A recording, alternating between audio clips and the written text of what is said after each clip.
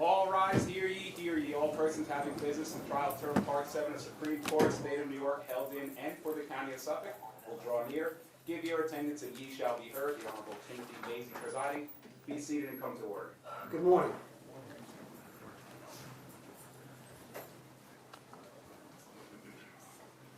On the part 7 calendar, number 1 for conference, Dennis Grandos Tercios. That's June 22nd defense request. Also number 2 for conference, Dennis Grandos Tercios, June 22nd. Correct. Number 4 for VOP hearing, Anthony Sands. July 23rd defense request. Number 3 on for sentencing, Rex Heuermann. Let's get him out.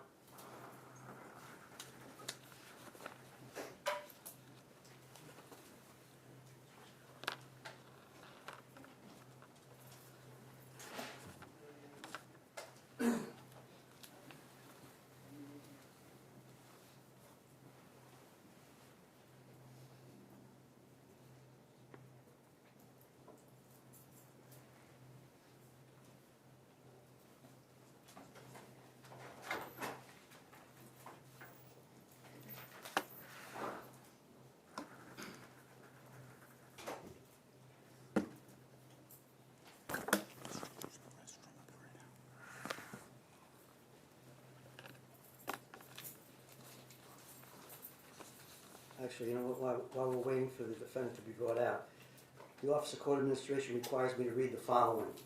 Before we proceed, the court is in receipt of numerous applications from media and press agencies seeking permission to video record and or photograph today's proceeding. The court is mindful of the significant public interest in this matter and the important role of the press in ensuring transparency and public access to the judicial process. At the same time, the court must ensure full compliance with New York law governing media coverage of court proceedings, and the court is duty-bound to safeguard the integrity of these proceedings.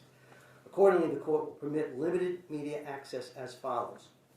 1 pool video camera from News 12 and 1 pool still photographer from Newsday will be allowed to record and photograph the proceedings.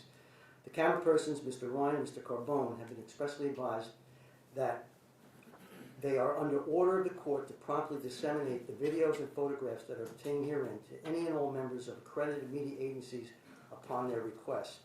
It is the court's understanding that relatives of victims in this case will be addressing the court this morning. If any person does not wish to be recorded or photographed during the address to the court, please notify the court immediately, and the court will direct the camera persons to turn off their equipment. Camera persons are directed to abide by the following conditions. Now, I've been advised by both sides that there is no one who does not wish to be recorded. Is that correct, Mr. Tierney? Yes, Your Honor. Thank you. Fixed cameras positions, no panning and no view of gallery, blurred out gallery. No close-ups of victims during impact statements. No flash or supplemental lighting. No audio recording of off-record matters, private conversations, sidebars, or other court proceedings. Pool sharing required, compliance with all court officer instructions. Like any other case, no one else here or in the overflow courtroom is permitted to film, tape, audio record, photograph, or otherwise record today's proceeding. This determination reflects the court's efforts to balance the public's right of access with the legal requirement prohibiting coverage of testimonial proceedings, as well as the need to preserve the fairness, dignity, and orderly administration of justice.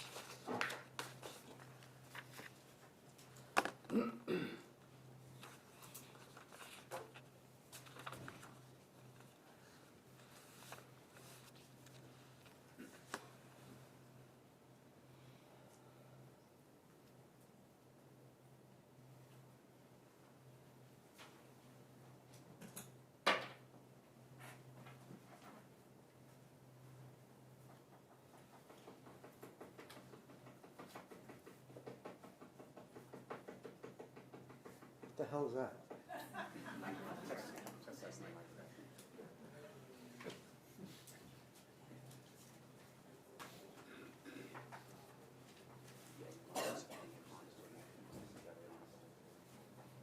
Go ahead.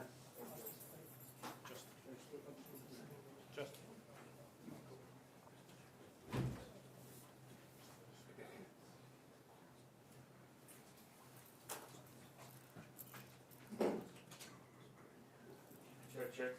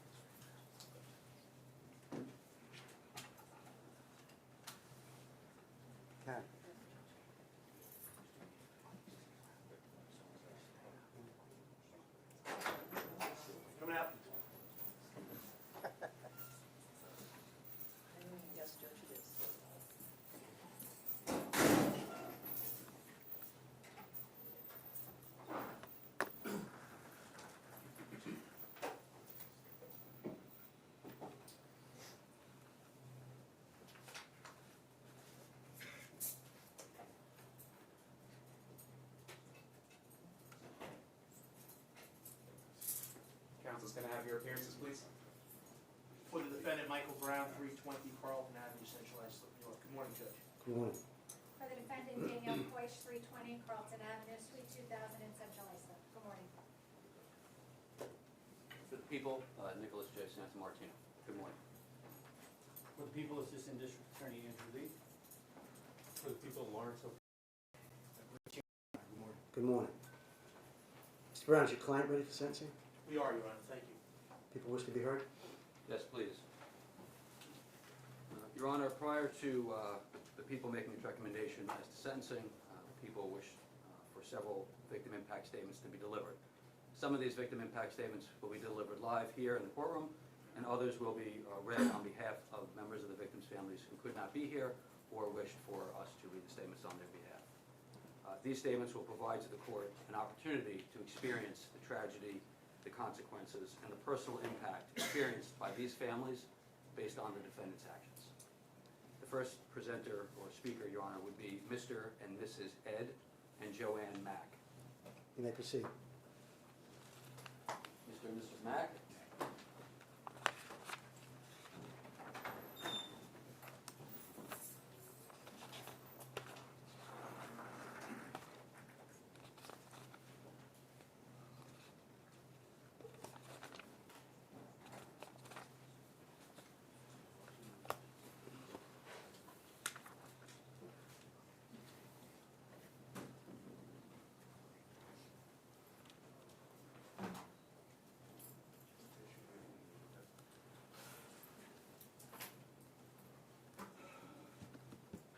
You may proceed, sir.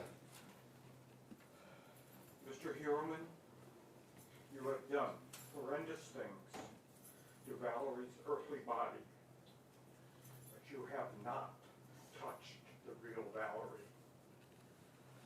To paraphrase C.S. Lewis, there are no ordinary people. You have never talked to a mere mortal. Everyone you've joked with, worked with, married, snuffed, or even killed is born an immortal creature. Each will live forever, either in majestic glory or imaginable horror. I can only imagine when my day comes and I find myself standing before Jesus, Valerie will be at his side.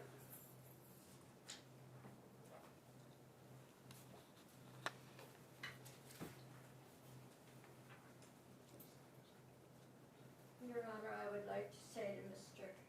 Heuermann, what you have done to our family is beyond what words can express. Even though justice is done, it cannot replace what you have taken from us. Or can it give our beloved Valerie back her life here on earth? I do, however, want you to understand that even though you were able to commit these horrendous atrocities against our daughter, and no matter what sense of power or control you felt over Valerie's body, you were never able to touch her soul. I'm telling you, unless you get yourself right before God, Valerie is the one who is free today, and you are not. She is living her life with her Savior, Jesus Christ, and what you have done has gained you nothing. I'd like you to understand the thing that is the saddest to bear is that you took away every chance that she ever had these past 26 years since you took her life to attain any of the goals that she had set for herself, and she did. She had hopes and she had dreams, and you took it all away from her.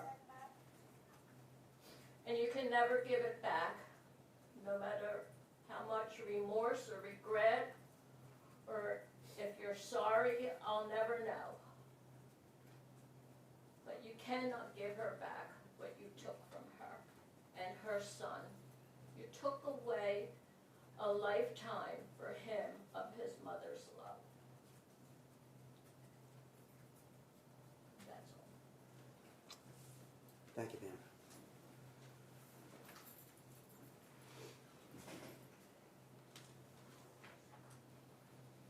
Next, Your Honor, Ms. Danielle Mack, adopted sister of Valerie Mack, wishes to address the court.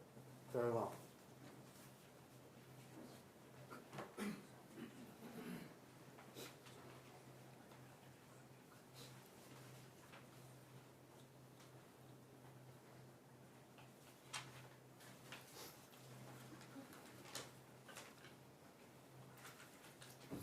Hello. Today, I'm here to talk about the impact of Mr. Heuermann's crimes.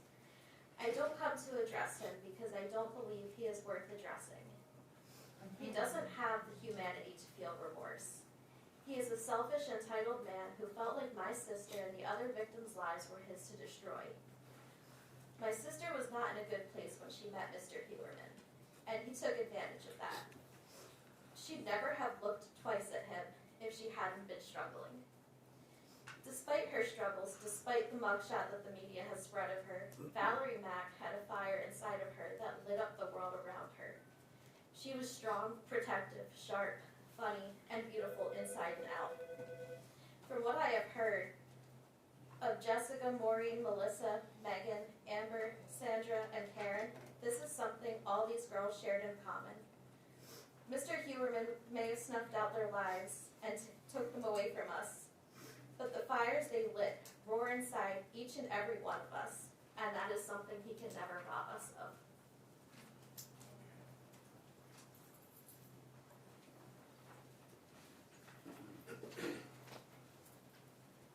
Next, Your Honor, Valerie Mack's son, Benjamin Aaron Torres, asked that the following statement be read on his behalf.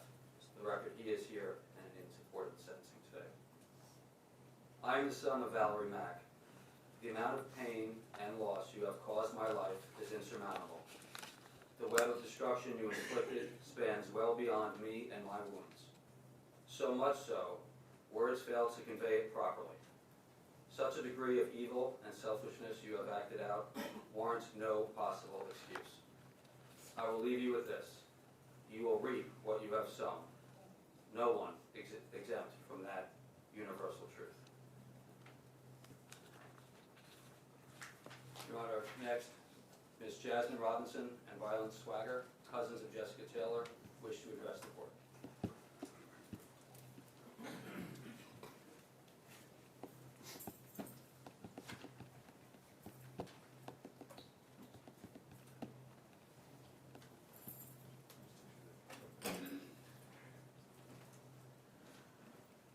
I'll never forget how I felt when I got that call. I couldn't wrap my mind around the word torso. No way could someone do that to someone I love. Torso. Headless and handless. These words haunt me. Our prefrontal cortex had barely finished to form. Torso? I thought that was a midriff. It's a chopped up body. No way. Disgusting, awful, terrifying, monstrous, brutal. What? Parts of her are all over the place missing? They didn't find all of her? All of her. Headless and handless. I still don't understand. That weekend, she was supposed to come home. That weekend, family and friends were looking for her. Loved ones were calling her. She wasn't going to miss that weekend. She never picked up the phone. She didn't call anyone back because of you. I will hate Khalil forever, and I can't even put into words the viscerating loathing I have for you. My heart broke even more that there were more victims. Sick, twisted, heartless. There aren't enough words for these murders. My heart sinks even lower for the victims that have not been named or found.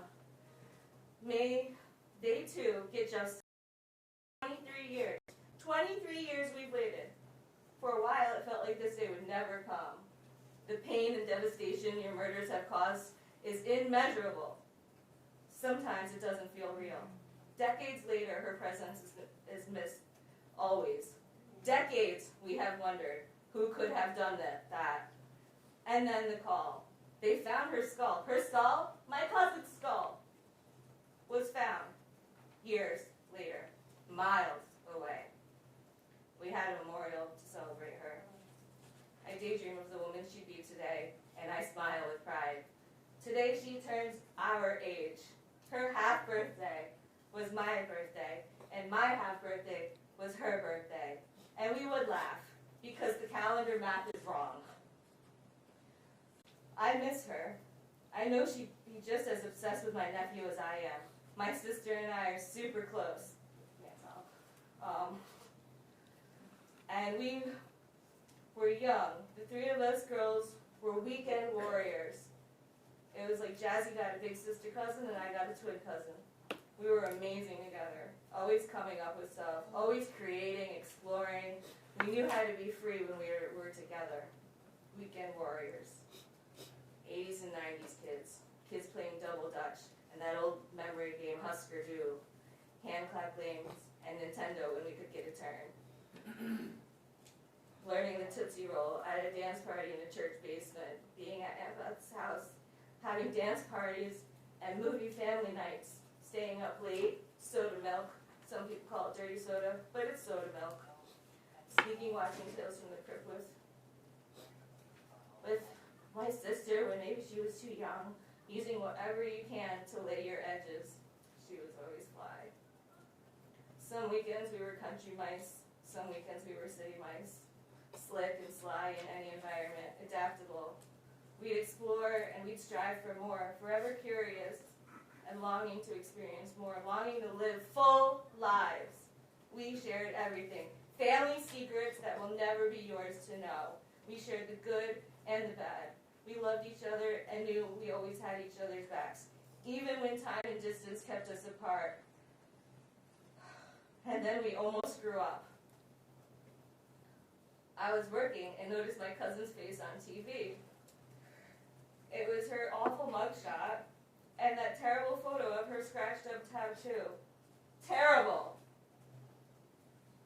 And the way they were describing her, like she had no one, estranged, a nobody. My bestie called me immediately and told me my cousin was on the TV and I'm not going to like how they portray her. She was right. And I had already seen it and was more than angry. Just because someone's family doesn't want to talk to the press does not mean they aren't suffering extreme loss and pain. Pain and grief are different for all of us. The narrative and language regarding Jess and the other victims is finally starting to take a turn, but we can't unhear and unfeel the past. Until you came around, nobody ever questioned who is or isn't my family. The way the press has treated the victims and their families over the years is painful, bringing out the worst of the worst. This will never be over. Maybe now strangers will stop trying to figure out our family. You won't get it. And quite frankly, I don't give a damn. Heuermann, you fill me with so much repugnance, it's suffocating.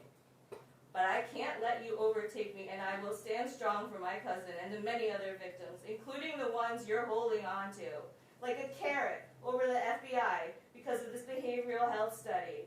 You went from freak to clown, better work, creep. I hope you and I believe that science and detectives will beat you to the punch.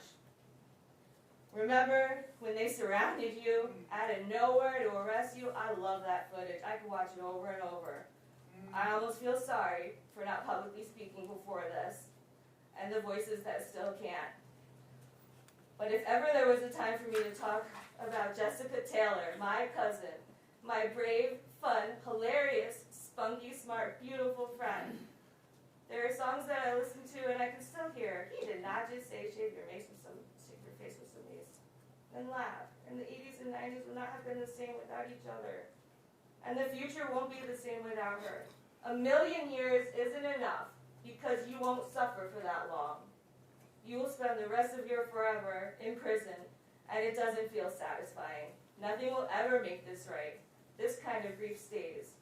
Knowing you can never do it again does give me some comfort. Jess is always with us.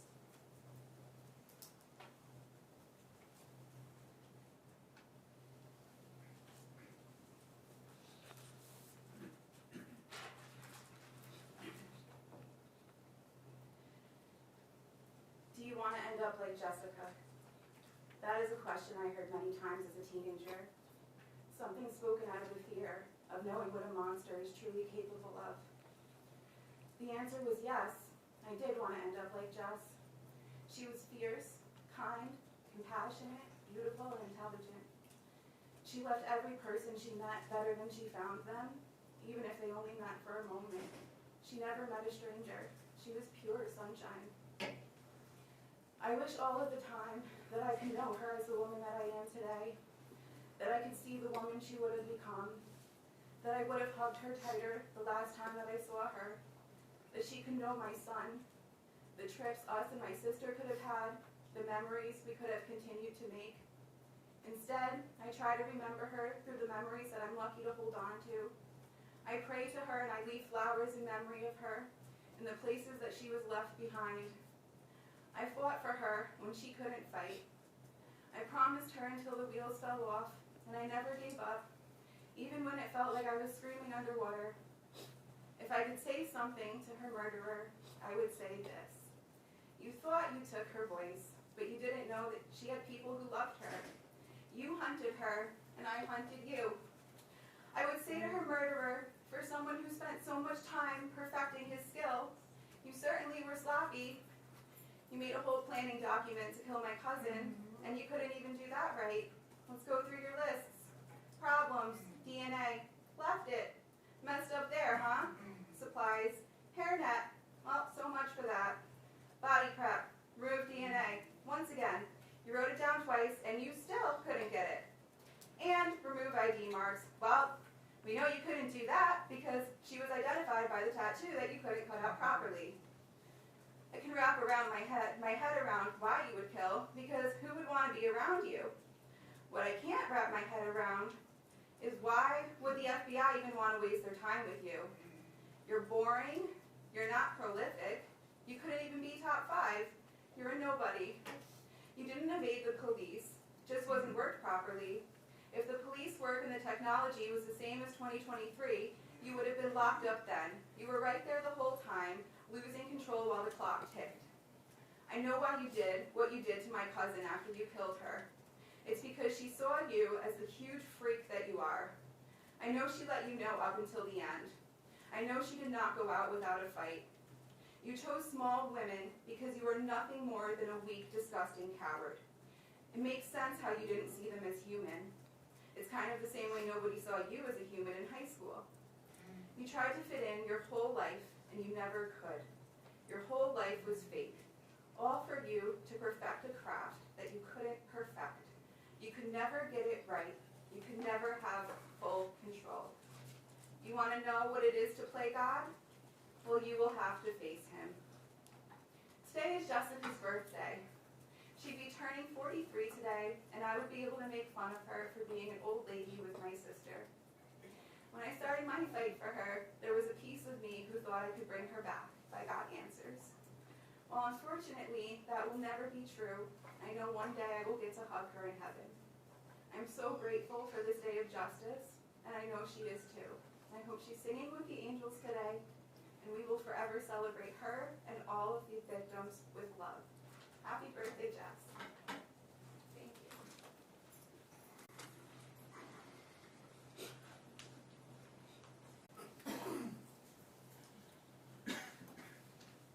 Next, Your Honor, Melissa Missy Ken, sister of Maureen Barnes, wishes to address the court. She will be accompanied by her husband, Chris.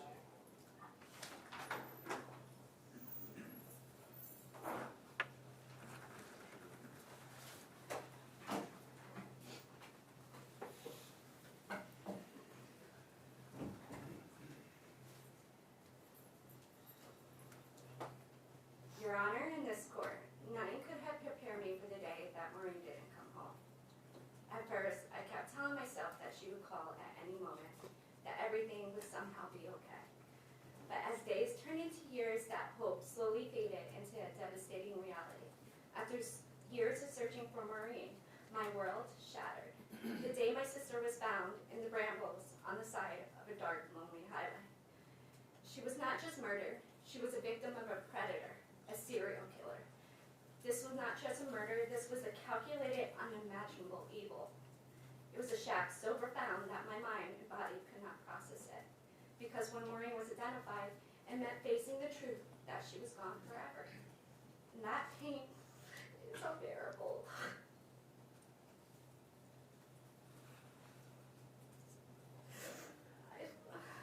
I lived with survivor's guilt for over a decade. I replayed every moment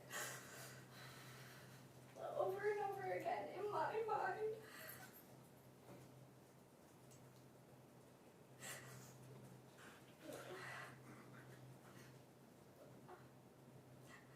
Asking myself, what if?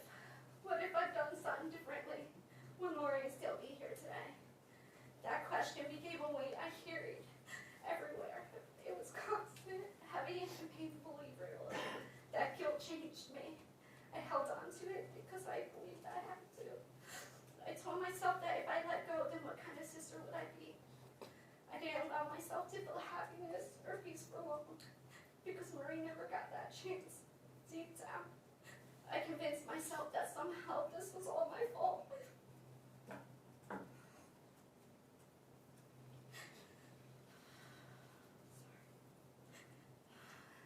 It has taken me years to know the truth. My actions did not cause my sister's death. The guilt is not mine to carry and never was. This burden belongs to Rex, and Rex alone. I hope he's forced to sit with the reality to feel even a fraction of the weight, the trauma, and the pain I've carried for so long. Your Honor, I would like to tell you about my sister Maureen. Maureen was a rare soul, someone you didn't come across often. She was intelligent in a way that went beyond books. She was deeply insightful and the kind of person who would understand you with just a few minutes of conversation. Anyone who sat with her, even for 5 minutes, will walk away knowing how extraordinary she truly was. Maureen was there for me through every chapter of her life that she was alive to witness it. She comforted me when I was a scared child and thunder shook the house. She was the first person I saw when I woke up from a medically induced coma on life support after a serious car crash. Standing beside me, picking glass and dirt out of my hair, in my most vulnerable moment, she advocated for me and made sure I was cared for. She was there on her own birthday while I was being induced into labor and my daughter was born the very next day. When I look back on my life with Maureen, I remember her as my protector, someone who loved me unconditionally. She never judged me or tried to change me. She loved me exactly as I was. If Maureen's life had not been taken, I believe she would have gone on to touch countless of lives in a deeply positive way. That's the kind of person she was. She was loving, selfless, and unforgettable. She had a nurturing spirit, always putting others before herself. Her kindness, her warmth, and selflessness, it left a lasting mark on everyone who knew her. She was vibrant, and she is my sister. The last words she said to me were, "I love you. I'll see you tomorrow," because she was supposed to come home from New York City. Her words never left me. They still echo in my mind. Maureen, my brother Will, and I were inseparable. But Will isn't here today. He died a year before Maureen was found. I will be his voice today. He lived and died not knowing what happened to her. He never stopped searching. He went to New York over and over, handing out her pictures, knocking on doors, chasing any lead he could find. He wrote on her MySpace, hoping she would somehow see it and come home. He wrote, "I love you, Maureen. I'll never forget you. And if you could see this, please contact me. You know, no matter what's going on, I'm here for you. I love you, Maureen." That loss never left him, but it changed him. He carried the weight of her disappearance every day, the guilt of feeling like he couldn't protect her, like he should have done more. And he carried that pain with him until the day he died. Your Honor, you see, this was not only a destruction of life. This has became a lifelong devastation of a family who's loved her. The trauma he created didn't end with me, it has affected my children. It's something that then passed down to children, mother to child and beyond. That is the lasting act damage of his actions. Rex didn't just take my sister, he ripped her out of my life and shattered everything I thought I knew about safety, trust, and the world around me. When he took her life, he destroyed mine as I knew it. There is a permanent emptiness, a wound that will never heal. I am not who I was before because of him, and I never will be again. Since Maureen's murder, this case has changed the way I see the world. What once felt normal now feels unpredictable and unsafe.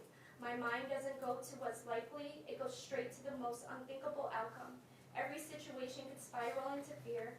I overthink, I panic, and the danger I imagine feels real, like it's already happening. I've spent years trying to heal. I've gone to EMDR therapy, PSD treatment, and counseling, but no matter how much work I've done, there's a wall I can't seem to break because I struggle trusting people with my story. And without trust, it feels impossible to fully heal. When Rex chose to take Maureen's life, he didn't just take her from us. He took my sense of safety. He took my peace of mind. He took the way I used to move through the world without fear. In many ways, I became one of his victims too. I live with this every day. It's like being trapped, shackled in your own mind, imprisoned by fear and constant terror I can't escape. But I'm here today to take back my sense of safety that was taken from me and confront my deepest fear. Rex, while you thought you'd gotten away with what you'd done, I made it my life mission to see you found and brought to justice. Without you knowing it, I became your worst nightmare. You thought you were hidden, and you thought you were smarter than anybody else, able to live in the shadows without consequence. But you were wrong. The voices of our families grew louder, our grief turned into strength, and the determination of law enforcement and this district attorney's office only intensified until the truth caught up with you. I noticed a slight smile on your face when the judge spoke about cooperating with the FBI behavioral analysis unit. You looked proud, almost honored to be associate with something you yourself have studied, read, and studied about. But there's no honor in this. You are not going to be part of something admirable. You are going to be a subject, confined, examined, reduced to a case study. Nothing more than a cage specimen, picked apart so others could understand the depth of your cruelty. Hear this clearly. Your name will never rise above the woman you stole from this world. We will now not allow it. They are the ones who matter, and they are the ones who will be remembered. In the end, they will be remembered for only what you are, small, hollow, and defined entirely by the destruction you caused. I don't know what shaped you or what pain or anger you may have carried, but I know this with certainty. It wasn't Maureen, it wasn't Melissa, Megan, Amber, Jessica, Valerie, Sandra, or Karen. They did not create the darkness inside you. They were innocent and paid the price for something that was never theirs to begin with. You are a coward who preyed on vulnerable, innocent women. You hid behind a mask, presenting yourself as normal, a father, a husband, someone people could trust. But that mask was a lie. Beneath the truth is who you are, a man without empathy, without a soul, someone who hunted, tortured, and murdered women to satisfy the darkness within you. For years, we lived in the shadow of what you did. We carried the pain, the fear, the unanswered questions, but today that changes. Today, you are no longer the one in control of this story. Maureen was not just a victim. She is a daughter, a sister, a mother, a woman who was loved deeply and will never be forgotten. And while you tried to silence her, you failed. You may have taken her presence, but you can never erase her voice and the memories of her. It lives on in every truth spoken, every tear shed, and every act of courage inspired by her memory. I found my strength through her voice. From the pain you caused, I built resilience. From the silence you tried to force, I rose louder to you. This is about more than justice. This is me stepping fully in my light after years of surviving your darkness. It's about reclaiming what you try to break and honoring what you can never destroy. Love.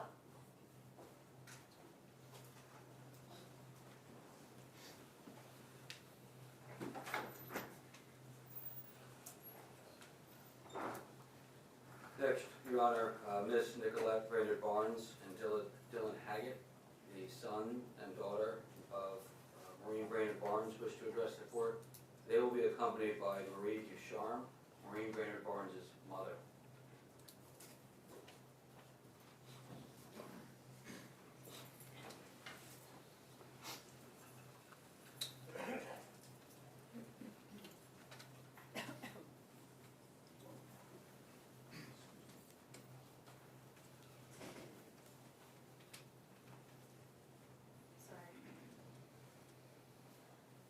Your Honor, my name is Nicolette Brainerd Barnes. I am the daughter of Maureen Brainerd Barnes. Before we talk about the case, I'd like to talk about my mom. She was a warm, bubbly, funny, intelligent, and artistic person. Most of all, she had the biggest heart of anyone I've ever known. When she would pass an unhoused person on the street, she would literally give them her last dollar, or at least stop to acknowledge them and see how they were doing if she didn't have any money on her. She was a language arts girly, a poet, an avid reader. She was politically outspoken, and that carried through in her writing. She loved hip-hop and R&B music and would write raps in her poetry notebooks, saying she wanted to be a rapper. She had a strong sense of humor and the most contagious laugh. She was young at heart, but she was also just young. She lived for only another few weeks past her 25th birthday. When I myself turned 25, it wasn't the joyful milestone that most young people enjoy. It was jarring and painful because I knew that it meant I'd now lived longer than my mom did. Today, I'm nearly 2 years older than she will ever be. Rex Heuermann stole decades of life from a woman who should still be here making memories with the people who love her. The loss of my mother and the circumstances surrounding her death have impacted me in many ways. I've had to go to years of therapy, and I've tried many different treatments and medications. I've dealt with extreme paranoia and anxiety and experienced severe PTSD. It's affected every aspect of my life. Even now that Heuermann's been caught, I will never be someone who can relax because I had such overwhelming fear at such a formative age. I was only 7 years old when I lost my mother, and for the next 3 years she was missing. I had to wonder what happened to her. The first time I remember experiencing depression in my life was my first Christmas without her. I didn't realize at the time that that's what it was, but I remember just feeling so empty and wondering why I felt so sad when it was Christmas and I had received every present I wanted. But I didn't have my mother. I was a little girl and I needed my mom. And there are moments that have yet to come when I will need her and she will not be there. People tell me how alike we are, our mannerisms, views on things, interests, hobbies. Those 7 years with her set the blueprint for who I am.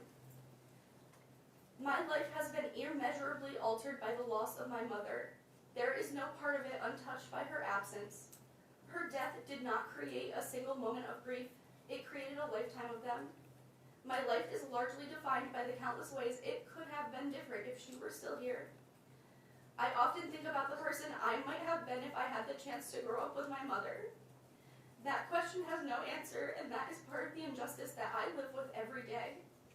I have been shaped as much by my mother's absence as I would have been by her presence. I want to shift focus for a moment to acknowledge the investigators and members of the task force who took over this case in 2022. Throughout an unimaginably painful process, made more painful by the court of public opinion slandering my mother and the other victims, they treated my family and my mother's memory with dignity, compassion, and respect. They never allowed her to become just a file or a headline. They kept the victims and our families at the center of their work, and that has meant more than I can fully express. In a case that often felt defined by stigma, they gave our family moments of humanity. My mother was not a headline, a statistic, or a label. She was not defined by one chapter of her life, and she certainly was not defined by the circumstances of her death. Like every sex worker, my mom was an entire human being. When Rex Heuermann took her from the world, he took someone with hopes and plans for her life. He took a mother, a daughter, an aunt, a friend. He took someone who was deeply loved and can never be replaced.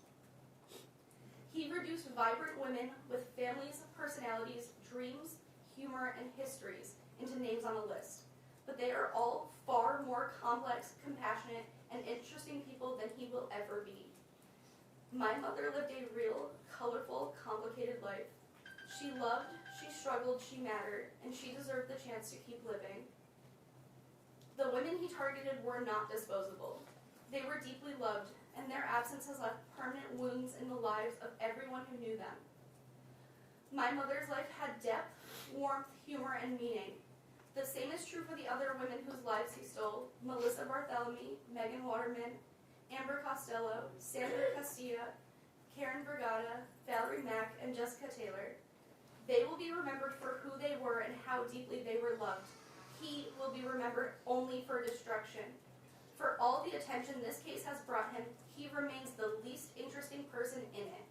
My mother and the other victims lived full, complex lives that mattered infinitely more than the man who cut them short. And to Rex, I know you want the world to think you have the capacity for love and that you love those close to you, but the mask you wear does not fool me. You are a pathetic man who thinks you're better than women.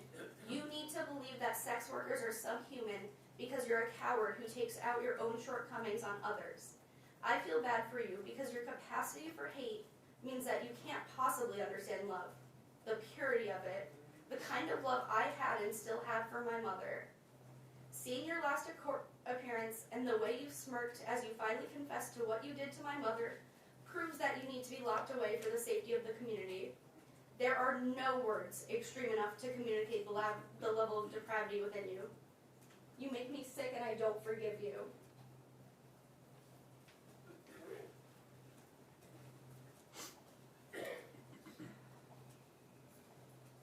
My name is Dylan, and I am the son of Maureen.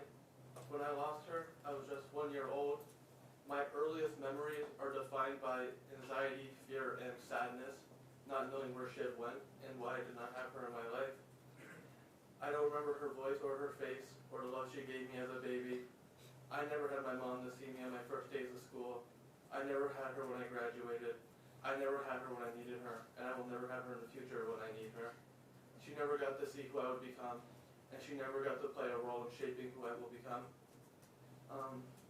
The trauma of losing my mom in such a way, at such a young age, affected every part of my life and will continue to affect every part of my life.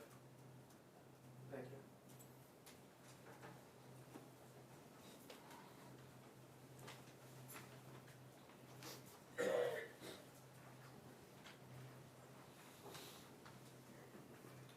Your Honor, next, Ms. Amanda Funderburg, sister of Melissa Barthelemy, wishes to address the court. She will be accompanied by both her mother and Melissa's mother, Lynn Barthelemy.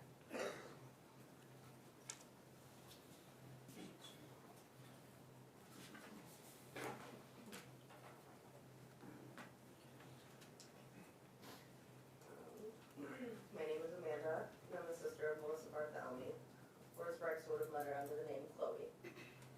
Melissa Mary Barthelemy, born April 14th, 1985, in Buffalo, New York. Today, if she were here, she'd be 41 years old, but instead she's forever 24. Growing up, my sister was always there for me, whether it be taking care of me when my mom was at work, making me lunch, doing my hair, walking to my aunt's house, playing games, watching TV, or just sitting in silence together. She was 9 years older than me, so naturally I looked up to her. She was my sister, but also like a second mom. I protect her, and later would become my best friend. She was thoughtful, and she always checked in. Even when she moved to Texas with her father, she would call and check in with my mom and I. She'd send me letters with pictures she drew, and she even sent me a nightlight she made by hand because she knew I was terrified of the dark, which I still have to this day. I don't use it. She was a fighter for love, for family, and for a better life. She wanted to open her own hair salon one day, which made me and our family her guinea pigs. She was a high school graduate and even went on to cosmetology school before moving to New York City. Melissa was kind-hearted, give your shirt off her back kind, the kind that would give someone the last of her money or a place to stay if they needed. She told you like it was, even if it was to simply tell you she didn't like you. She was strong-willed, determined, ambitious, and an amazing role model. She loved to cuddle, to laugh. She loved the color baby blue, her beauty rest, and she loved her family, including her cats. She loved music, clothes, sneakers, food, roller coasters, and a good Long Island iced tea. Don't get me wrong, she had her flaws. She was stubborn, she was always right, and she was selective on who she liked. I got older, if I did something I wasn't supposed to, she'd even tell on me like I did to her when I was a kid. She'd pick on me in the type of I love you way, which I acquired that trait from her. She was a little conceited, and I would always laugh at her when she was getting ready in the mirror because she would make this face like she was the most beautiful woman in the world, which truly made me admire her confidence, so I guess that's a good thing. After my sister moved to the Bronx, I'd only get to see her once or twice a year. She'd always come home for Christmas and stay until after the New Year. And if I was lucky, I got to stay with her for the summer. I remember the last holiday I spent with Melissa. I didn't hug her goodbye, thinking I'd see her again in a few short months when I went to spend the summer with her. And I remember the last time I spoke with her, she was telling me how I'd get my plane ticket from the kiosk at the airport. Not knowing that trip would never come, that next hug would never come, and that holiday would have been the last time I'd see her. That she would go missing in July of 2009, about a week before I was supposed to fly out to her. And I always wonder if it would have happened if I would have been there. Would she still be here? Would she have been spared because you wouldn't have met her? Or because I would have known where she was going? But those questions don't matter because you still took her from me, from all of us. You can look at me while I'm talking. It's been about 17 years since we spoke, don't forget. You tarnished the relationship between my mother and I for a while. She was afraid for me because of you. She was afraid when I left the house that I wouldn't return. And it was also hard for her to be there for me the way I needed her to be. When she herself was fighting for my sister's life, for someone to take us seriously, fighting for her own life and for her sanity. Thankfully, we were able to reconcile that relationship, something you'll probably never have with your daughter, and I hope that's something that haunts you for the rest of what I hope is a very short-lived life. I was forced to live with crippling anxiety, depression, PTSD, and a destroyed nervous system. I was filled with rage and sadness every single day. For a while, depression had got the best of me, and so I barely ate, and I cried and slept on repeat. I was afraid of people that looked at me for too long. I was mortified anytime I heard a noise if I was home alone. I had to check the back of my car every time I got in. I was weary about meeting new people or being in large crowds. My heart even skipped a beat if I got a call from a blocked number. Constantly staring at my phone waiting for the next call from you. Because of the several times you had called me from my sister's phone, telling me she was a whore, and that you raped her in the ass, and then I should have seen the look on her face when you raped her in the ass. Or how I'd ask you where she was, and you'd tell me that you were letting her body rot, and that maybe one day you'd come tell me where she was. I had to repeat all of this to my mother and to countless detectives, constantly playing these words out loud and in my head, and watching my mom grieve her baby girl was one of the most gut-wrenching things I've ever had to experience. I was always focused on the possibility of a next phone call or where my sister was so much that I couldn't even focus on school. I was 15. 15 years old. I know you don't care. I was just going into 10th grade, and I never got to finish because even when I was in school, my mind wasn't actually present. I was robbed of my youth, I was robbed of my young adulthood, and I still feel robbed to this day. There were so many years that I didn't want to be on this earth anymore. I would have never taken my own life, but I got to the point where I didn't care what happened to me. I simply didn't want to be here without her. I didn't feel safe, I didn't feel loved, and I didn't feel like I belonged anywhere because a part of me was missing. I had the guilt that I hid her work from everyone because maybe if I had told my mom, just maybe she would have stopped. Melissa would have been angry with me, but that I could have lived with because she'd still be here. I wonder what exactly made you think she was expendable. What made you think she didn't have anyone that loved or cared about her? After all that I endured, I still chose to fight and be resilient. We all did. We did it alone and we did it together. My family and all the other families came together as one, and we fought as one. You might have taken our girls from us, but we gained each other, which clearly worked against you. There was a time I almost felt bad for you, thinking, wow, someone really messed up this guy. Then I reminded myself that we're all animals, we're all capable of being monsters, whether we like to admit it or not. We all have intrusive thoughts. The difference between us and you is we don't act on them. You had a choice and you made the wrong one. You became nothing but a nuisance to society. Don't even bother saying that you're sorry, or you couldn't help yourself because no one believes that even for a moment. Because of you, I never get to see my big sister again. Because of you, I've missed out on so many memories made with her, seeing her grow old, watching her interests change, never getting to see if she'd open a salon, if she'd have a family, if she would have moved back home, or even what her favorite song would be right now. I hope that even the thought of pizza reminds you how bad you messed up, taking away the precious lives of our loved ones and how you've been held accountable for your actions. And although I can't do it myself, I hope suffer to the fullest extent at the hands of others the way you made our girls suffer. And I hope the word ogre, the media called you an ogre, I hope that sticks with you because that's truly what you are. A large man with unpleasant traits, a violent man, a repulsive monster, a demon, inside and out. And don't get me wrong, I'm overjoyed that you've been taken out of society so you can't take anyone's loved ones away from them anymore. But in my eyes, justice isn't served. Our girls don't get to come back now. Justice in my eyes is our families inflicting the same pain that you inflicted on our girls and all the others I believe are still out there. Believe me when I say you're not the only capable person in this room. You murdered my sister, and the things I do to you are far worse than anything you've ever done to anyone or even thought of. And just because you have a few fans, remember, you are hated by so many. I know everyone spoke on heaven, but do me a favor, save me a spot in hell, because I'll see you there.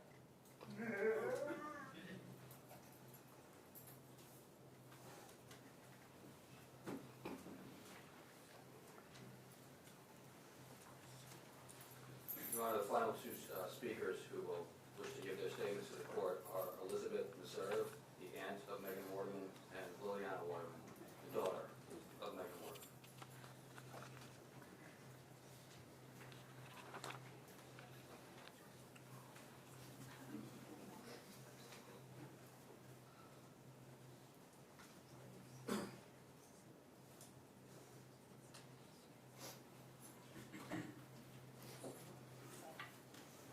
Your Honor, I stand before you as the aunt of Megan Waterman, who was loved dearly for her humor, strength, and devotion to her friends and family. I'm honored to be a voice of Megan Amelia Waterman. Megan was being prostituted by Akeem Cruz, a pimp who disguised himself as her boyfriend. And because of his trafficking of my niece, the prisoner who sits in this courtroom today was able to rob her of her life and rob those who loved her of a future with her. On June 6, 2010, the prisoner not only took all of Megan's hopes and dreams, but he also shattered our family.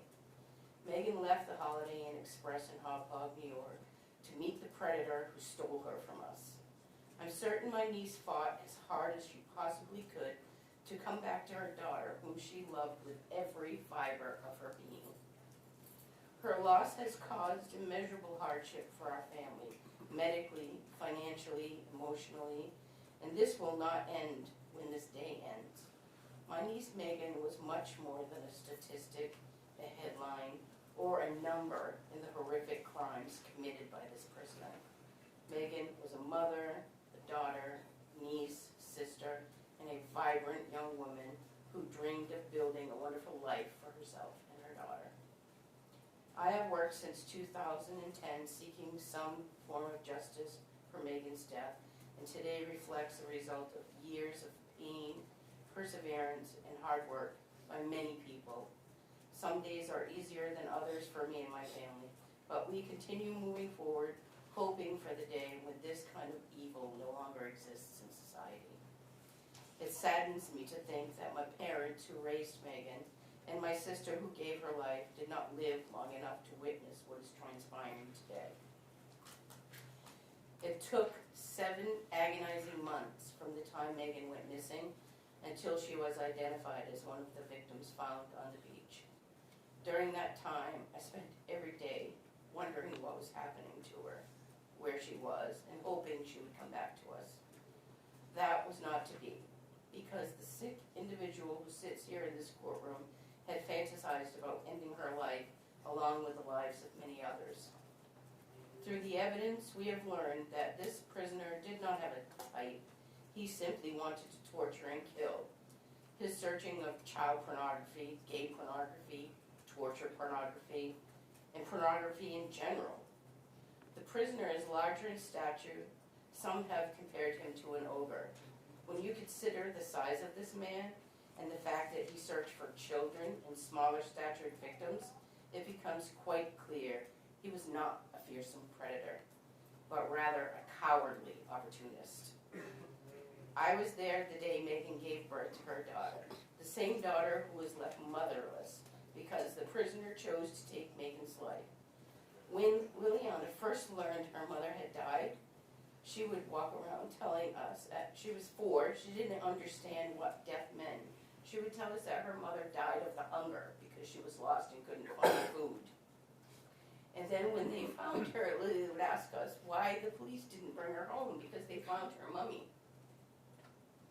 As one of the people responsible for helping to raise Lily, my heart broke 1,000,000 times over because her mother was not present for the milestones such as her first day of school, her high school graduation, her college graduation. One day my great niece will marry and she will not have her mother by her side to help her choose her wedding dress. The prisoner stole those moments from my great niece the day he took her mother from us. Forever she will hurt, and forever our family will hurt because of Megan's absence and all the milestones and life events that lie ahead. I cannot find the words to truly express how devastating Megan's loss has been to our family. The prisoners plan to erase Megan, Maureen, Melissa, Amberlynn, Jessica, Valerie, Sandra, and Karen backfired.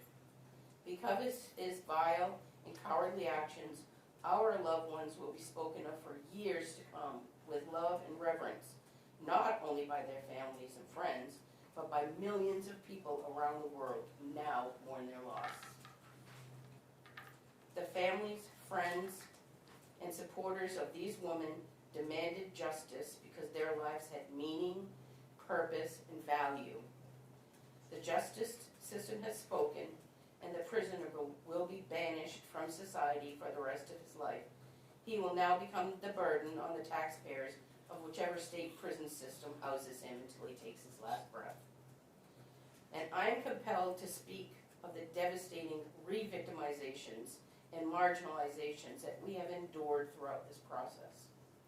First, due to the corruption of the former Suffolk County District Attorney, Thomas Spoda, and the former Suffolk County Police Chief, James Burke, the very individuals who were responsible for investigating our loved one's case, key evidence was never even looked at, so that light would not be shown on their corruption.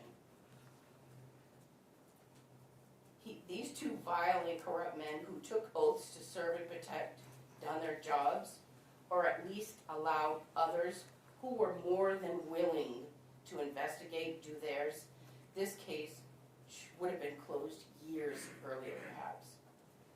Second, the prisoner's ability to divest himself of assets through divorce exposes flaws in the system that deserve careful review and reform. Third, 50 Cent's production company, G-Unit Film and Television Inc., working alongside Peacock streaming services to produce a docuseries that paid millions of dollars to the prisoner's ex-wife, daughter, stepson, and their attorneys is completely disgusting and inexcusable. When I read about this, I was both sickened and shocked and deeply disturbed. It's important to put on record, these individuals profited from the monstrous acts committed against our loved ones by the demon sitting in this courtroom. This is the kind of world we're living in. A demon tortures and kills our loved ones, and his family gets filthy rich off his crimes. New York State, through the authority of this court, has already demonstrated the ability to advance the cause of justice by expanding the DNA threshold through the Frye hearings and decision. A decision that provided renewed hope to victims, families, just as it provided hope to our families while seeking truth and accountability. Now New York has another opportunity to lead. For families like us, the pain of violent crime does not end with the arrest or conviction. We continue to witness individuals, associates, and third parties profit or attempt to profit from the notoriety surrounding these horrific acts through the sale of memorabilia, collectibles, and other items tied to infamous crimes and offenders. Existing Son of Sam protections were created to prevent criminals from benefiting for their crimes. Yet loopholes remain that allow notoriety itself to be monetized. I implore members of the legislature to vote in favor of Bill A6730, which is currently before the legislature. This legislation is designed to close those loopholes and strengthen protections for victims and their loved ones. The bill is not about restricting books, documentaries, journalism, or public discussion. It's about ensuring that criminals and those connected to them cannot exploit tragedy for financial gain while families are left carrying a lifelong weight of loss. This is your opportunity to stand with victims, families, and support the meaningful advancement of Bill A6730. So future families do not have to endure the same pain and indignity that we have and countless victims' families before us have suffered. Let us not forget Asian Doe. May he be identified soon, and may justice be brought for him and his family. And let us also not forget Shannon Gilbert, whose family still seeks justice for her death. Love is the most powerful force in the world. We will continue living our best lives while remembering and celebrating Megan, Maureen, Melissa, Amberlyn, Jessica, Valerie, Sandra, and Karen with love. Like the justice system, I too am banishing the prisoner from occupying any more space in my mind as this day comes to a close. Be gone, cowardly demon.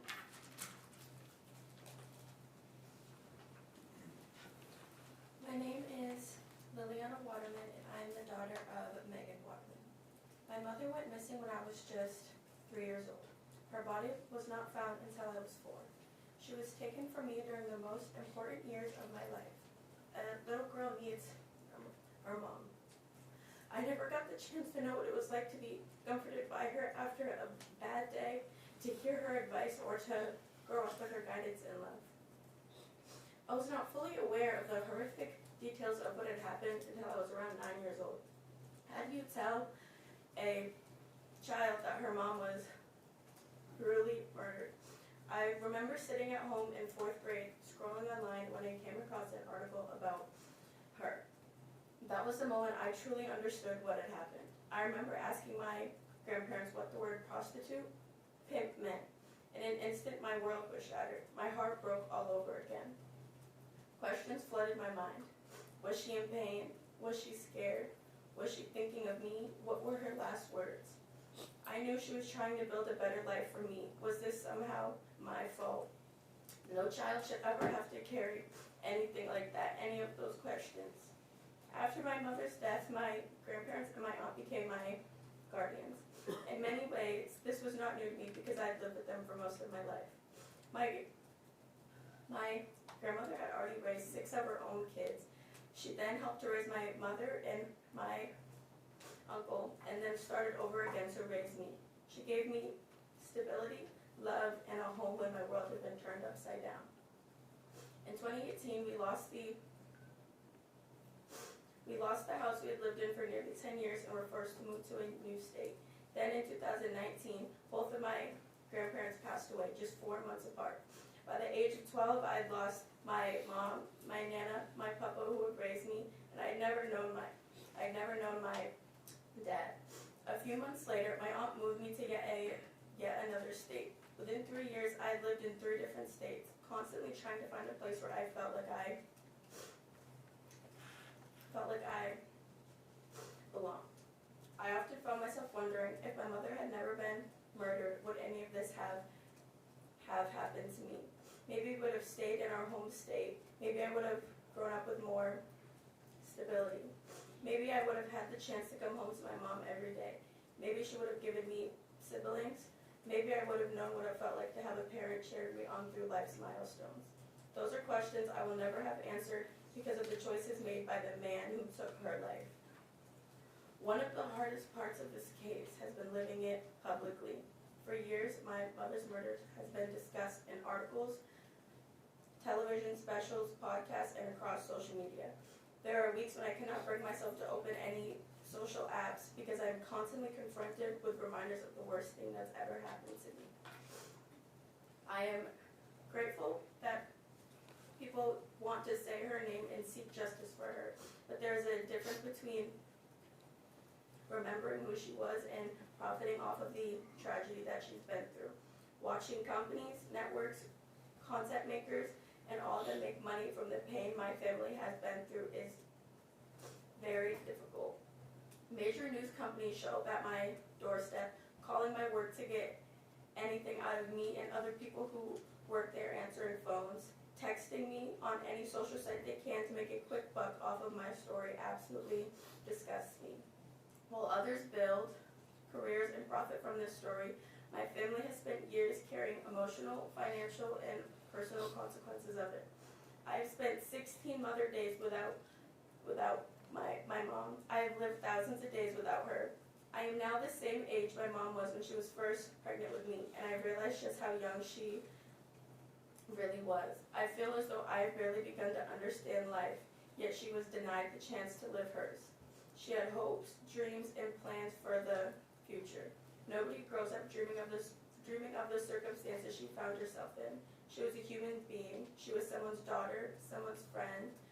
Most importantly, she was my mother. Every milestone in my life has been marked by her absence. She wasn't there for my first day of school, graduations, achievements, heartbreaks, or the moments that shaped me into the person I am today. Every accomplishment comes with a reminder that I cannot call her and tell her anything about it. Rex Heuermann did not just take my mother's life, he stole an entire lifetime of memories that me and her never got to make. He took away birthdays, holidays, conversations, hugs, advice, and every future moment a mother and daughter should have shared.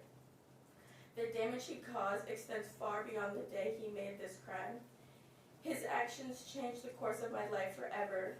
They devastated my family, but they also shattered the lives of his own family, who now must live with the knowledge that they shared a home with a serial killer. He is calculated, manipulative, remorseless, and a heartless man. The pain he caused cannot be measured, and the lives he destroyed cannot be restored. He deserves to spend the rest of his life behind bars. For so many years, this case has been a weight I carried every single day, a burden of unanswered questions, grief, and a sense that justice has not been served. Constantly having to look over my shoulder, making sure nobody was following me or trying to see where I was heading to. Today's proceedings do not erase what happened, and they do not bring her back. Nothing ever will. But today brings accountability. Today brings a measure of justice that has been decades in the making. While my mother was robbed of her future, I stand here to make sure her voice is heard. I will continue to live for her and spread the light that Rex Heuermann tried to take from her. My mother mattered. She was loved. She was more than a headline, more than a victim, more than a case number, and she deserves so much better.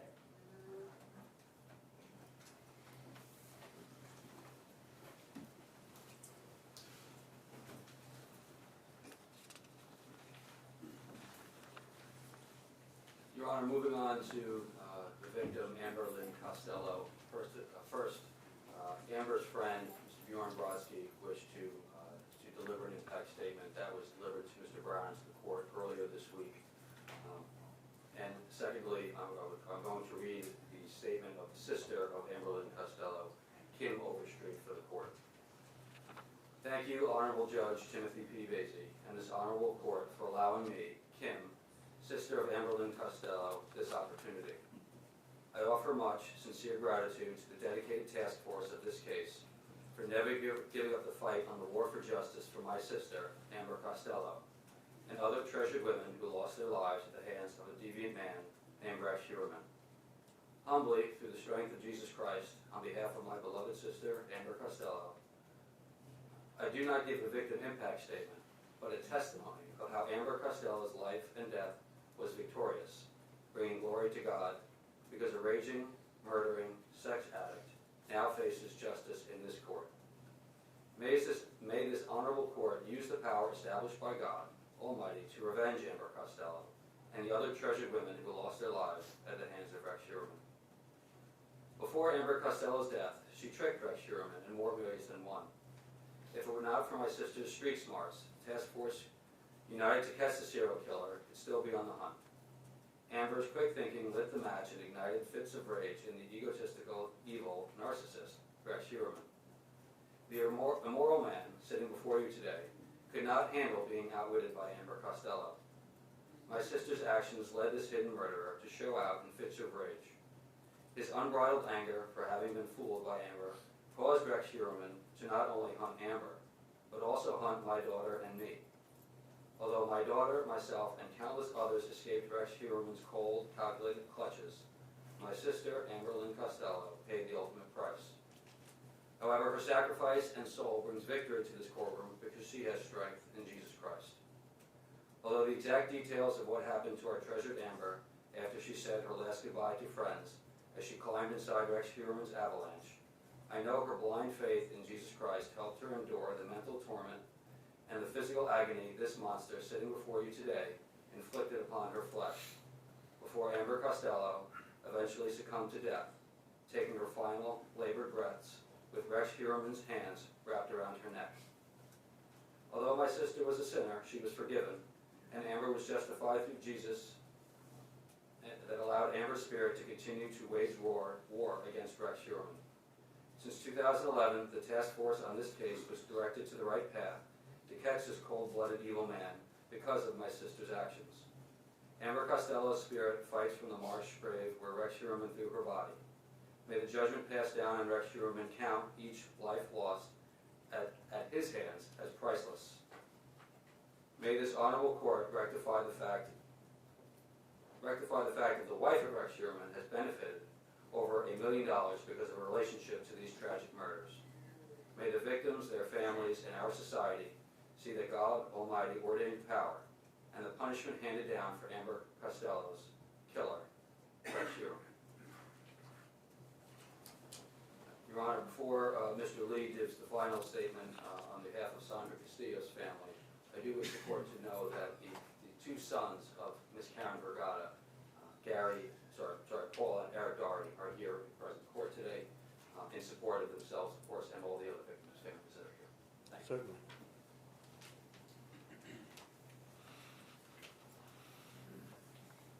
This is the victim impact statement of Ruth Catherine Ramos. To the Honorable Judge Timothy P. Mazie, my name is Ruth Ramos, and I am the sister of Sandra Costilla. We thank Your Honor for allowing us, alongside the other grieving families, to address the court today regarding the profound impact the loss of mothers, daughters, and sisters has had on our lives. Receiving the news about my sister and the manner in which she was discovered is a level of devastation from which we will never fully recover. Today is a deeply meaningful and long-awaited day, not only for Sandra's family, but for the other victims' families: Amber, Valerie, Karen, Jessica, Maureen, Melissa, and Megan. It was always my hope that the person responsible for destroying our family and the families of so many would someday be held fully accountable, and that day is here. While justice cannot bring Amber, Valerie, Karen, Jessica, Maureen, Melissa, Megan, and Sandra back, it ensures they are no longer forgotten and brings our families peace, knowing that the person responsible for our irreversible pain can never harm anyone else. We had feared this day would never happen. However, the Suffolk County District Attorney's Office proved us wrong. This day would never have been possible without the tireless dedication of the task force with the District Attorney's Office, and I would like to specifically comment on District Attorney Raymond Tierney for his relentless pursuit of justice and leadership. The persistence and diligence shown by this team are truly commendable. We thought this was a lost case, but they proved otherwise.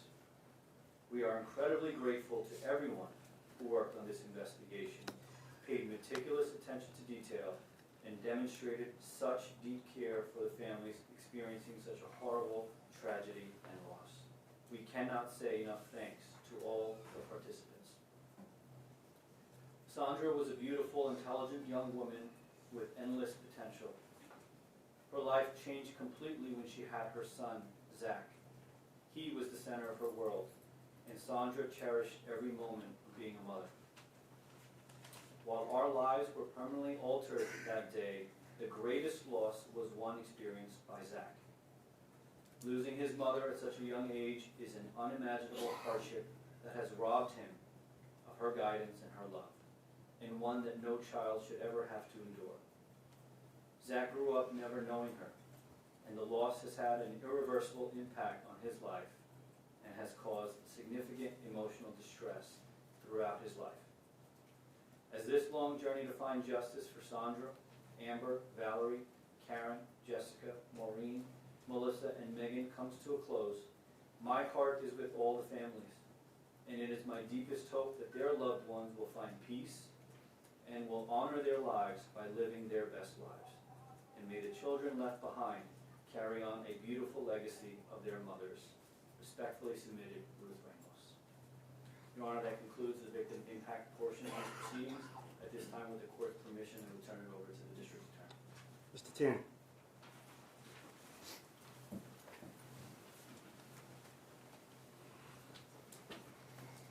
Thank you, Your Honor.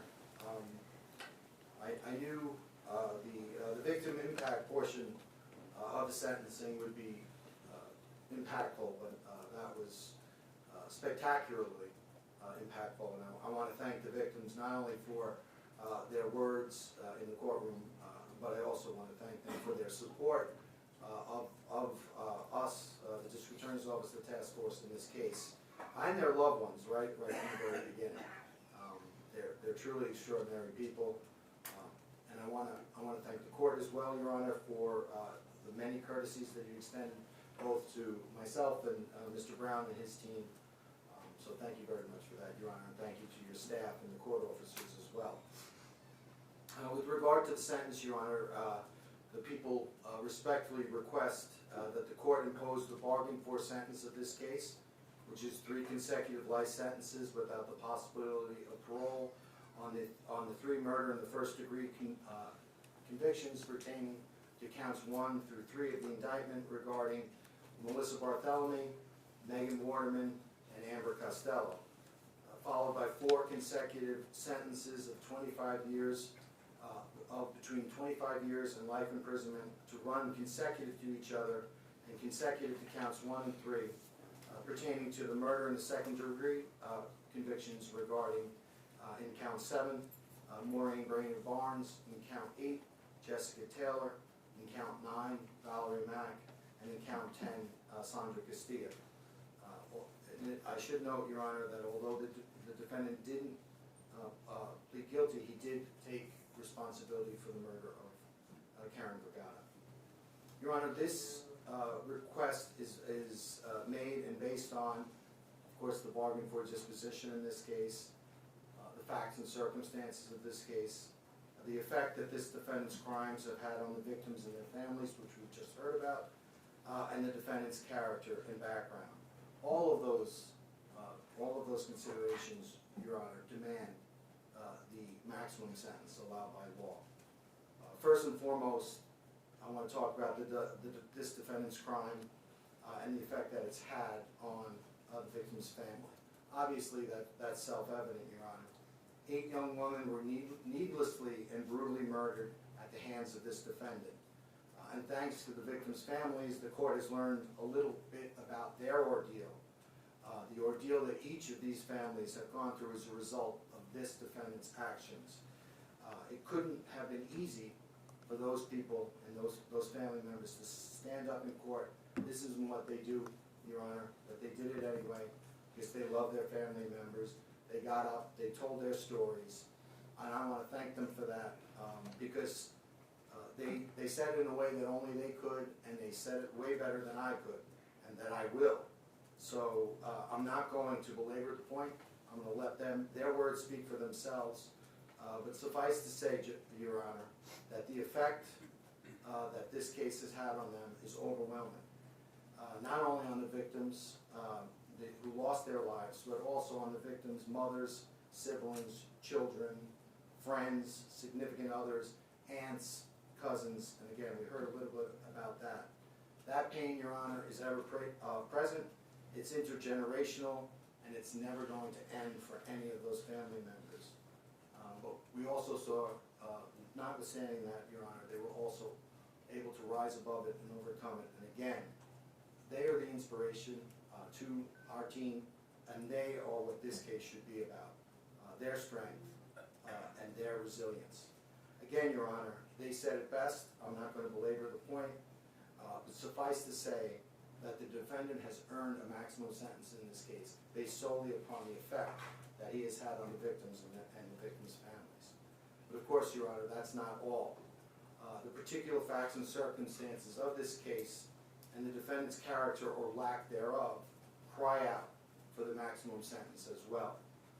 This is a defendant who meticulously planned the murder of 8 young women. He obsessed over every detail as a means to both prepare for the next murder and also to relive the twisted gratification and sick pleasure he derived from taking the lives of 8 young women. There is nothing the defendant can say or do in this courtroom that could mitigate what he has taken from those women and their families. Any remorse shown is insufficient and far too little. It is all too little and too late. As the court is aware, the defendant has permitted certain information to trickle out through statements made to his ex-wife and his therapist, but those are nothing more than pathetic attempts by this defendant to continue to manipulate his family and control that family, control both his family and the message of this case. The true message of this case was delivered by those victims today, Your Honor. That's what this case is about. And I submit that nothing that this defendant has to say past his arrest, which occurred in July of 2023, anything he says beyond that is meaningless and self-serving. It's meant merely to deflect from his own guilty actions. I have no doubt that this defendant is very sorry, Your Honor. He is sorry. He is sorry he got caught. What is important, Your Honor, is the statements made by this defendant prior to his arrest and the actions taken by his defendant prior to that arrest as well, because those things reveal what this defendant is truly about. Who this defendant truly is seen in that planning document that was recovered from one of the defendant's electronic devices that was recovered by the task force during the execution of the first search warrant. In that document, the defendant coldly plans out the murder of multiple women as though he was addressing a math problem or filling out a shopping list. Absent from that document is any regard for or concern for the humanity of those women and the lives he took. It is clear that these victims meant nothing to that defendant. He addresses issues and problems arising out of mass murder only in the context of how those issues affect him. He gives himself reminders regarding his own comfort, and he has no regard for the pain he inflicted upon those victims. And just real briefly, Your Honor, from that, you see when he talks about what he needs to dispose of, he talks of props, toys, wood items that he made himself with members of his own family, that he kept in his house and he used during the execution of his murders, only to destroy them. He talks about how sound travels, i.e. a bird outside. What he's saying is, if I can hear a bird outside, that means people outside can hear what I'm doing inside my house. So I need to control the amount of air in and out of the victims so he can control the noise made, to avoid detection, to avoid responsibility. He says, he reminds himself to get sleep before the hunt because if he's too tired, it creates problems. Again, he's treating this as though it was sport, the taking of lives as though it were sport. He talks about hitting too harder. He talks about hitting harder and consider a hit to the face to take down the victims the next time. He's already thinking about the next time. In another part of the document, he says, small is good. This is a hulking individual who is going after a petite woman. He is a coward.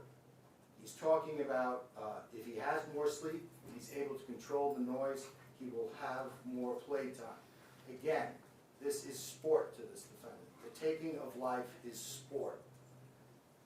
Again, Your Honor, no concern for the victims and the pain and terror he inflicted upon them whatsoever.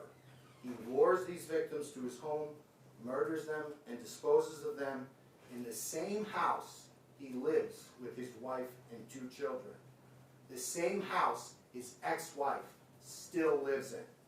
And then he joins that same family on a nice vacation that he only planned so that he could be alone with those victims in the first place. That, Your Honor, is who this defendant is. This defendant is also someone who continually purchased burner phones and created fictitious email addresses to use with those phones. He thought those email addresses and burner phones could not be traced back to him. He was wrong, Your Honor. Throughout the investigation, we saw that this defendant continued to use those burner phones up until the time he was arrested. In fact, on the day of his arrest, we recovered 2 such burner phones from his possession. We were able to trace those burner phones as far back as 2007. So at least as far back as between 2007 and 2023, he was using these burner phones. And what did he use those burner phones for? To patronize sex workers and commit murder. He had separate phones in which he contacted hundreds of sex workers. Once someone was marked for death, the defendant also had 4 separate burner phones he used exclusively to lure and kill the Gilgo 4, Maureen Barnes, Melissa Barthelemy, Amber Costello, and Megan Waterman. He was able to, we were able to trace the defendant's patronization of sex workers all the way back to 1993, from 1993 to the day of his arrest. That, Your Honor, is who this defendant is. What else did the defendant use the burner phones for? Fictitious email accounts used to make Google searches and access websites. The defendant thought these accounts couldn't be traced. The defendant was wrong.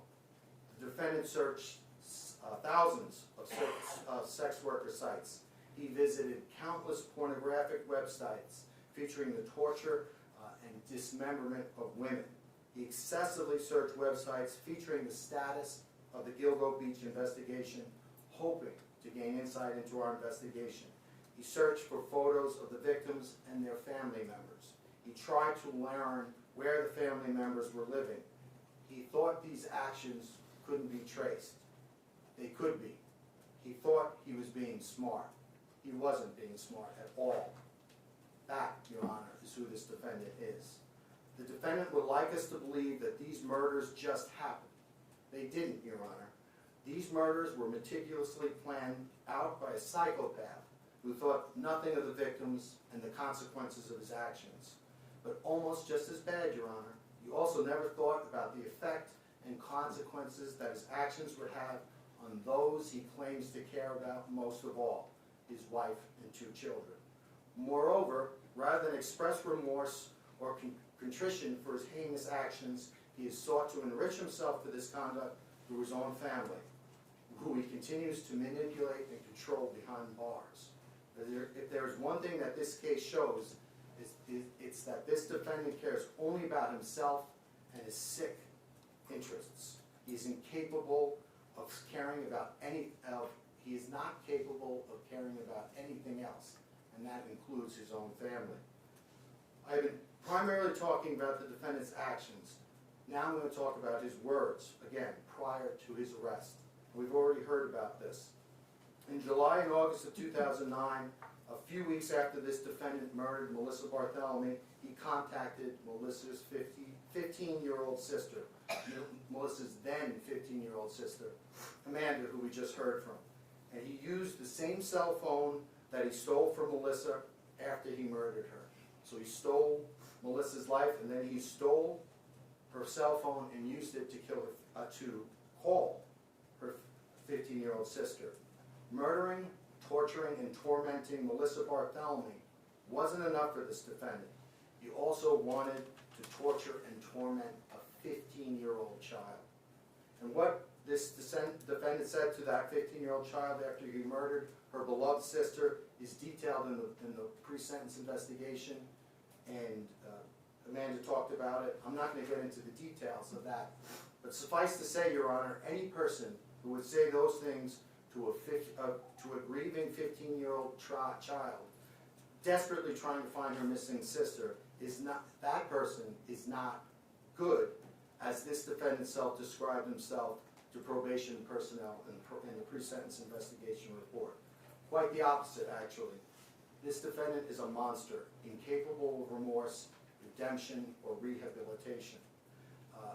But there's one portion of that conversation that I am going to talk about that I want to highlight, and that's the end of the portion of the series of conversations with Amanda, when Amanda asked this defendant if she was ever going to see her sister again, and the defendant told her, and I'm paraphrasing, "I can't tell you whether you're going to see your sister again, but I am going to wait, and then maybe I'll come tell you myself."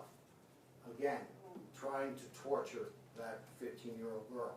And that, Your Honor, is all you really need to know about this defendant and who he is. He is smug, confident, not nearly as smart as he thinks he is. He delights in terrorizing others. He's always obsessed with himself and his own desires, and he cares nothing about the consequences of his own actions or the effect those consequences have on other people, including his own family members.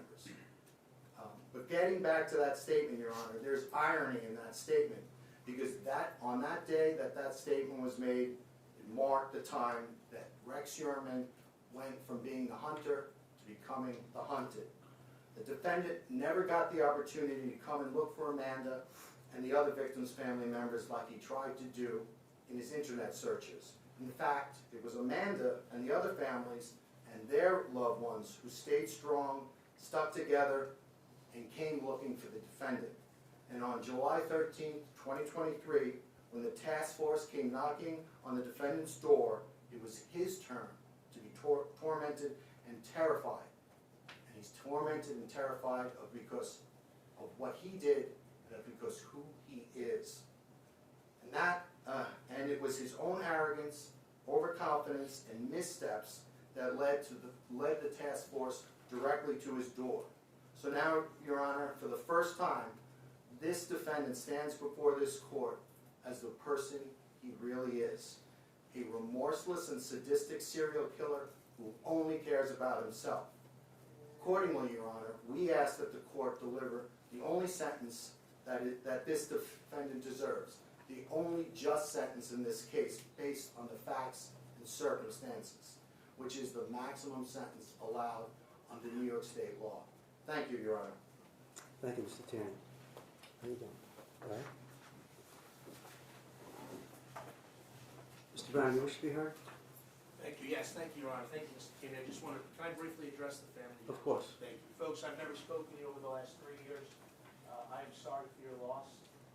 As Mr. Tierney indicated, you folks are the reason why this case has come to this point. Your dedication, devotion, and insistence on making sure that this investigation came to this point is why we're here today. I've never met your sister, your daughter, your mother, your cousin, your friend, but I've been researching and studying this case day in, day out for the last 3 years. So even though I've never met them, I honestly feel like I know them, and I've obviously listened to what you had to say today. They were beautiful young ladies.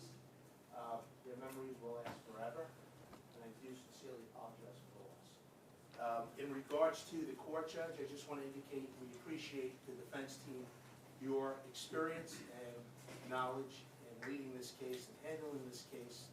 This obviously was a very difficult case for both sides, and we appreciate that. In regards to the district attorney, I just want to point out, Judge, from the beginning of this case, they have exhibited true professionalism, and they've exhibited what attorneys should be. I will say the same about my defense team. I have nothing further. Thank you, Board. Mr. Heuermann, is there anything you wish to say before I pronounce sentence? Yes. There are no Stand up.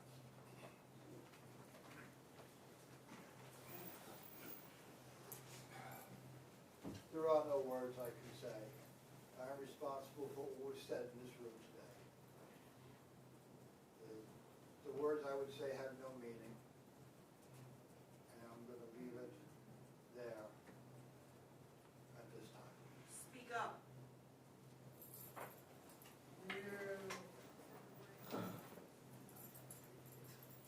Mr. Heuermann, as Mr. Tierney said, I know that you're sorry that you got caught. I assume that you're sorry for what you've done to your wife and children. Are you a little bit sorry for what you did to these poor innocent women? 8 women that you strangled to death, at least 8 that we know of. Are you at least a little bit sorry for that?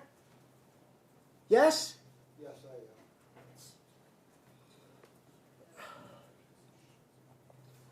You know what? You've been described as a very big man, but you're a disgusting and despicable small man, if you're a man at all. And you're a coward.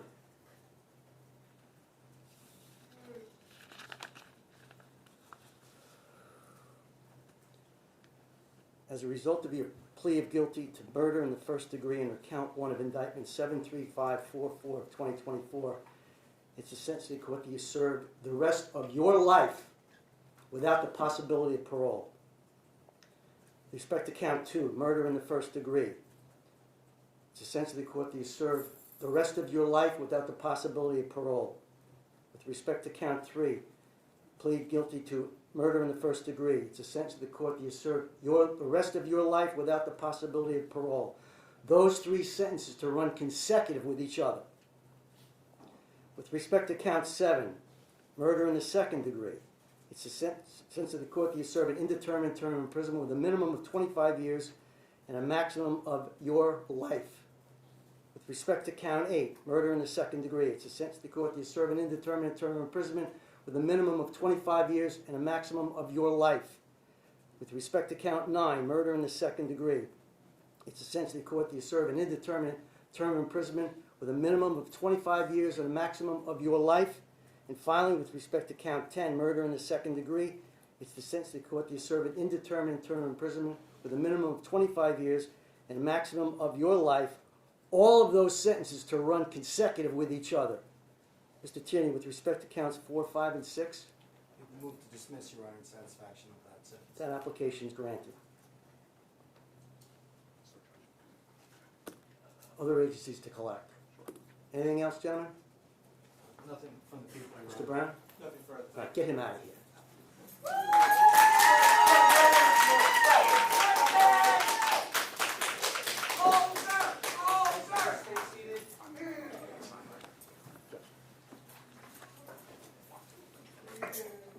Serving on defense, order directing the surrender of firearms, rifles, and shotguns. That order will go back with you at the jail.